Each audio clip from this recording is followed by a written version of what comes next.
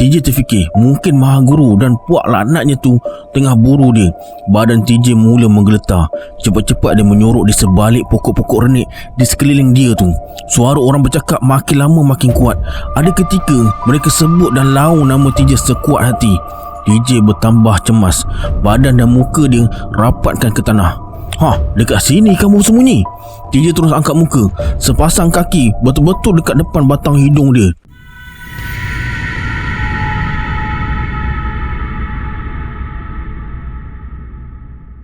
A'udzubillahi minasyaitonirrajim. Bismillahirrahmanirrahim. Assalamualaikum semua. Kembali lagi bersama saya Syarul. Terima kasih sebab dah klik video ni. Semoga yang menonton video ni ditambahkan rezeki dan dipermudahkan urusan dunia dan akhirat. Hari ni saya akan sambung cerita bercakap dengan jin siri 165 dan 166, yang mana terlepas siri-siri sebelum ni saya akan letakkan link playlist dekat bawah. Sila like, subscribe dan komen dalam video ni. Pada yang nak join grup Telegram saya ada letakkan link dekat bawah. Macam biasa, sebelum saya mulakan, jom kita baca selawat dulu. Sallallahu Rabbuna ala nuril mubin Ahmad al-Mustafa Sayyidil Mursalin. Sallallahu Rabbuna ala nuril mubin Ahmad al-Mustafa Sayyidil Mursalin. Sallallahu Rabbuna ala nuril mubin Ahmad al-Mustafa Sayyidil Mursalin. Tanpa buang masa lagi, jom let's jump to Rabak Seram.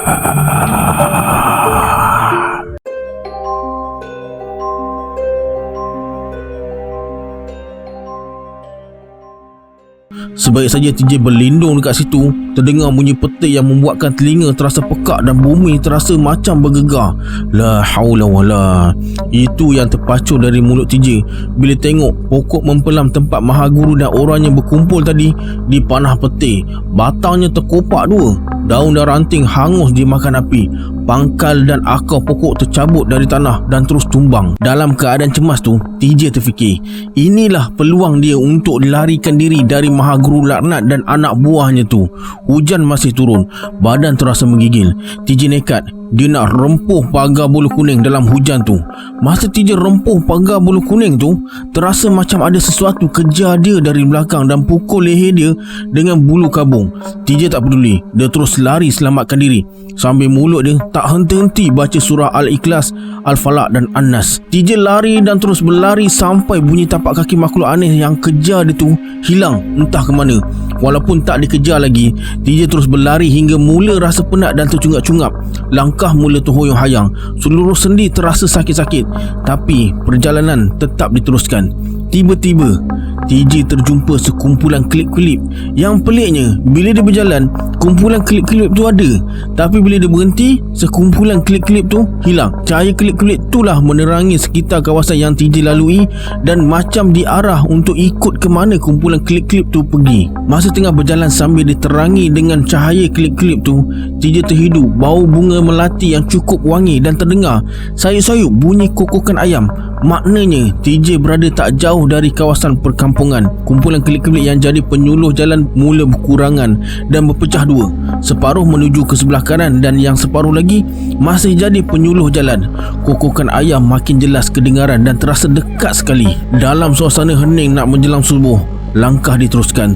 TJ tersentak bila sekumpulan klip-klip yang sikit tadi terus gaib. TJ jadi panik. Terdengar bunyi ranting dan daun kering dipijak orang. Bau wangi makin kuat. Tiba-tiba muncul seorang lelaki berserban dan berjubah putih dengan wajah yang bersih dekat depan TJ bagi salam. Assalamualaikum. Waalaikumsalam. TJ menjawab. Lelaki berserban tu hulur tangan nak bersalam. Lepas salam, dia ajak TJ ke surau untuk solat subuh. TJ masih terkejut sebab dari mana lelaki ni datang. Dalam keadaan terkejut tu, lelaki berserban tarik tangan TJ, bawa dia ke surau. Sampai dekat halaman surau, lelaki berserban tu suruh TJ bersihkan badan dekat perigi dan tukar pakaian dengan pakaian yang bersih. Lelaki berserban tu bagi lampu picit dan bungkusan pakaian pada TJ. Pakaian kamu rendam dalam baldi dekat perigi. Nanti ada orang yang basuh mengasuhnya. Pergi cepat, waktu subuh nak masuk dah. TJ terus menuju ke perigi untuk bersihkan badan, ambil wuduk dan kembali ke surau semula. TJ disuruh azan oleh lelaki berserban tu. Selesai azan, ruangan surau mula dipenuhi dengan jemaah. Mereka semua berpakaian serba putih, wajah nampak bersih dan berseri. Lepas solat dan dengar kuliah subuh, para jemaah mula beredar. Bila mereka berada dekat pintu dan lambaikan tangan ke arah TJ yang masih berada dalam surau, tubuh mereka nampak sama-sama dan akhirnya lesap dalam sekelip mata. TJ terpegun. Jangan fikir tentang semuanya tu. Kamu pergi ke perigi semula. Pakaian kamu dah dibersihkan dan dah kering. TJ bertambah bingung. Mana mungkin secepat itu pakaian yang direndam dapat dibersihkan dan dikeringkan. TJ pun melangkah ke perigi. Memang betul, pakaian dia dah kering dekat ampayan dalam pondok perigi yang beratapkan daun rumbia tu. Siapa yang basuh dan sidai pakaian di ampayan tu, TJ malas nak fikir. Kemudian TJ menuju ke surau semula. Lelaki berserban dah tunggu dekat pintu surau. Pakaian yang dipinjamkan tu, TJ pulangkan semula pada lelaki berserban tu. Lelaki berserban tu bersuara, "Masuk dulu. Aku tahu kamu ada masalah." "Ya, tak apa, biar aku hantar kamu ke sempadan. Sebelum matahari terbit, dengan izin Allah, kamu dapat jumpa datuk kamu." "Tuan kenal datuk saya?" "Aku tak kenal dia, tapi aku tahu siapa dia." Hari bertambah cerah. Lelaki berserban tu terus bangun. Api lampu gasoline dipadamkan. Kemudian disuruh TJ ikut dia nak hantar ke sempadan. TJ ikut lelaki berserban melalui jalan kecil selebar 2 kaki yang terletak dekat belakang surau. Sepanjang perjalanan tu, mereka berdua tak banyak bercakap. Tak lama kemudian, lelaki berserban tu berhenti melangkah dan bersuara, "Cukup sampai sini saja, aku hantar kamu." TJ tergamam dan mula risau. Dah lah nak kena jalan sorang-sorang dalam hutan ni. Bila tengok muka TJ nampak risau, lelaki berserban tu suruh TJ berjalan lurus je ke depan. Jangan melencong ke kanan atau ke kiri. Kira sampai 200 langkah, berhenti dekat situ. Dah ada orang yang tunggu TJ dekat situ nanti. TJ pun mulakan langkah. Lebih kurang 5 langkah, TJ toleh ke belakang. Lelaki berserban tu dah tak ada. Begitu juga dengan bangunan surau. Apa yang TJ nampak hanyalah pokok-pokok besar dan renik. Perjalanan diteruskan. Tiba-tiba TJ terdengar orang bercakap. Hari dah terang benderang. TJ terus amati suara orang bercakap dengan bunyi pokok-pokok renik ditebas dengan parang. TJ terfikir mungkin Maha Guru dan puak laknatnya tu tengah buru dia. Badan TJ mula menggeletar. Cepat-cepat dia menyorok di sebalik pokok-pokok renik di sekeliling dia tu. Suara orang bercakap makin lama makin kuat. Ada ketika mereka sebut dan lau nama TJ sekuat hati. TJ bertambah cemas. Badan dan muka dia rapatkan ke tanah. Dekat sini kamu bersembunyi? TJ terus angkat muka. Sepasang kaki betul-betul dekat depan batang hidung dia. Apa dah jadi dengan kamu ni? Semalaman kami cari kamu. Tak tentu makan, tak tentu tidur. Rupa-rupanya kamu sembunyi dekat sini. Bangun cepat. Rupa-rupanya Haji Bagus terpaku dekat depan TJ. Belum sempat TJ nak bersuara, Tok Siak terus peluk dia. Dekat belakang Haji Bagus dan Tok Siak, ada lebih 10 orang penduduk kampung dengan golok dan parang dekat tangan. TJ bersuara, "Tok saya mana?" "Tadi dia ada dengan kami. Bila sampai dekat pokok besar tu, dia berpecah." Pokok besar yang rimbun berdaun lebat tu mengingatkan TJ peristiwa petang semalam. Dekat situlah dia jumpa wanita yang menyebabkan dia alami pelbagai kejadian aneh. Mereka terus bawa TJ balik dan mulakan perjalanan pulang ke rumah.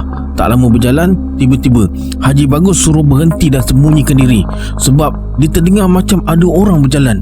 Mereka semua terus cari tempat persembunyian masing-masing. Bunyi ranting kering dipijak jelas kedengaran.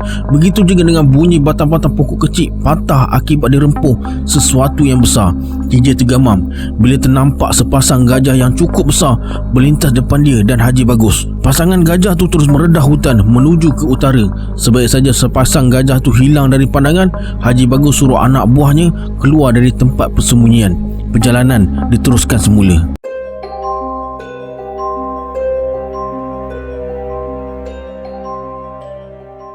Sampai dekat hujung kampung, Haji Bagus berhenti melangkah dan bagi cadangan supaya mereka semua ke masjid dulu untuk baca doa kesyukuran sebab mereka berjaya jumpa TJ.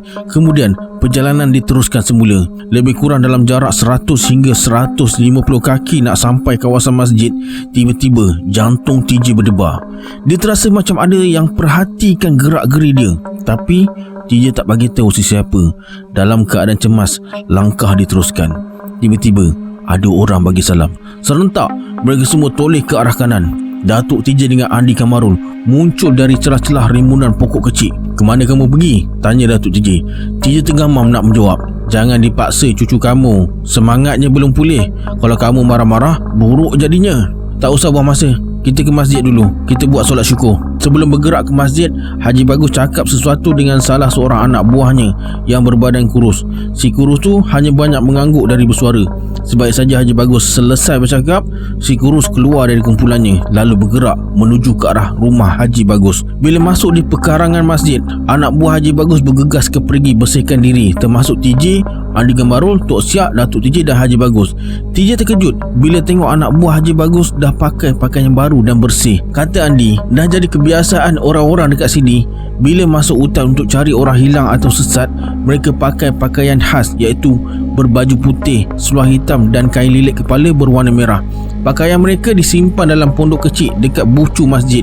Bila kerja dah selesai, mereka pakai balik pakaian asal mereka tu. Macam TJ, awal-awal lagi Datuk dia dah sediakan pakaian baru. Dia tahu pakaian TJ mesti kotor punya. Lepas solat kesyukuran dan bacaan doa selamat, penduduk kampung suruh TJ ceritakan apa yang berlaku. TJ tak ada pilihan, terpaksa akur dengan permintaan mereka tu. TJ mulakan cerita dari kedatangan seorang gadis yang menyamar sebagai Nurul Hayat tu, sampailah pengalaman ngeri masa jadi tetamu manusia yang disebut Maha Guru tu. Selesai bercerita, ada yang mengeluh dan ada yang menggelengkan kepala. Tiba-tiba, seorang tua yang duduk dekat tiang seri masjid bersuara. Kata orang tua tu, kepala iblis yang paling besar bukanlah lelaki yang dipanggil Maha Guru tu, tapi orang kanan Maha Guru tu yang sebenarnya iblis paling besar. Perempuan jahanam tu dipanggil Bomoh Minah Supandi. Nama sebenarnya adalah Halijah. Ilmu hitamnya cukup kuat, sihir dan pukaunya susah nak dikalahkan. Kalau dia bergaul dengan kita, dia nampak macam orang baik-baik, macam orang bangsawan. Namanya selalu berubah. Kita kena berhati-hati. Dia tengah kembangkan ilmu jahatnya. Anak muridnya bukan saja di Sumatera, tapi sampai ke Jawa dan tanah Melayu. Dengan wajah yang merah padam, orang tua tu berhenti bercakap dan terus duduk bersandar dekat tiang seri masjid. Sebelum jemaah beredar, mereka dijamu dengan makanan dulu. Orang tua yang bersandar dekat tiang seri masjid tu nampak resah semacam. TJ segera menghampirinya dan bersalam penuh mesra. TJ panggil orang tua tu Tok Haji sebab dah 2 kali ke Tanah Suci. Kata Tok Haji, dia datang dari Kerinci, dari kampung Lempur Mudik. Datang sini nak ziarah Tok Siak. Petang semalam baru sampai masa penduduk kampung heboh tentang kehilangan TJ ni. Sebenarnya dari mula lagi Tok Haji dah syak yang TJ ni dah masuk perangkap manusia syaitan tu. Tapi dia tak berani nak bagi tahu sesiapa.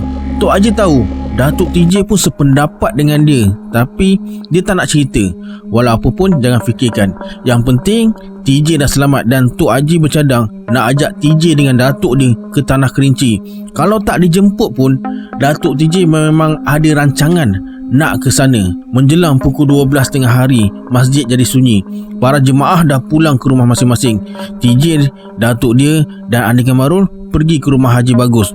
Masa dekat rumah Haji Bagus, Datuk TJ terus tanya TJ lebih dalam lagi tentang perkara-perkara aneh yang dia alami masa jadi tetamu Maha Guru tu. 2 hari kemudian, lepas solat asar, TJ dengan Andi berehat dekat ruang masjid. Datuk dia dengan Tok Haji berada dekat bawah bahagian masjid. Mereka berborak panjang dekat situ. Mungkin Datuk TJ ceritakan rancangannya nak ke Tanah Kerinci pada Tok Haji tu. Assalamualaikum. Terdengar suara dekat halaman masjid. TJ dan Andi segera bangun dan bergegas ke pintu masjid. Mereka nampak ada seorang lelaki pakai terendak. Di pinggangnya terselit golok dan parang panjang. Dekat bahu kanan tersangkut segulung rotan seni dengan pakaian yang agak lusuh dan bertampal di sana sini. Lelaki tu berdiri dengan tenang di halaman masjid, tak berkasut. Pencari rotan sesat ni, jom ke bawah, kata Andi Gamarul. Sampai dekat bahagian bawah masjid, tetamu tu dah bersalam dengan Datuk TJ dan Tok Haji. Kata lelaki tu, tadi dia ke rumah Haji Bagus dan Tok Siak, tapi mereka tak ada dekat situ. Orang rumah Haji Bagus suruh dia jumpa Datuk TJ ni dekat masjid sebab ada hal mustahak yang nak disampaikan pada mereka berdua. Dia bukan orang kampung ni, kampung dia dekat sebelah hulu, tapi dia selalu lalu lelang lah masa nak masuk ke hutan cari rotan. Sebenarnya dia ada hal mustahak nak bagi tahu. Masa dia cari rotan dekat kaki bukit, dia terserempak dengan sepasang suami isteri. Kata mereka datang dari tanah Melayu dan tersesat jalan. Lelaki tu tunjukkan jalan dan bawa mereka bermalam di rumahnya. Pagi tadi sebelum cari rotan, dia bawa mereka berdua ke pekan dan diperkenalkan mereka dengan orang yang selalu berulang-alik ke tanah Melayu. Mereka berdua ada pesan pada lelaki tu. Lepas cari rotan dekat hutan, mereka suruh lelaki tu pergi ke satu tempat jumpa ketua mereka untuk ambil hadiah. Dia pun ikut apa yang mereka suruh dan terjumpa ketuanya dalam keadaan sungguh menakutkan. Seluruh badannya rentung terbakar.